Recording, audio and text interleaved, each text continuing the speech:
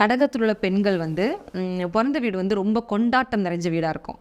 Celebration தான் எப்போவுமே வந்து ஒரு நிறைய உறவுகள் நிறைய இருக்கும் சுற்றி.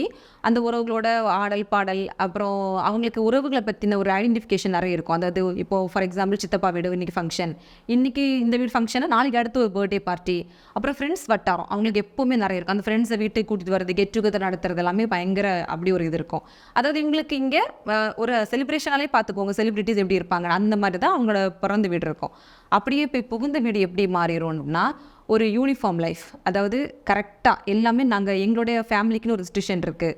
ஸோ நீ இதை தான் பண்ணி ஆகணும், இதை தாண்டி எதுவும் பண்ண முடியாது அப்படிங்கிற ஒரு வட்டத்துக்குள்ளே என்ன பண்ணுவாங்கன்னா அவங்க மாமியார் வந்து இவங்களை இது பண்ணிடுவாங்க. அப்போ இங்கே இருக்கிற எந்த ஒரு, அதாவது ஈவன் ஆடை சுதந்திரம் கூட கொடுக்க மாட்டாங்க. ஏன்னா அந்த பொண்ணு இங்கே இருக்கிறதுக்கும் அங்கே இருக்கிறது என்டையர்லி டிஃப்ரெண்ட் ஆயிரும்.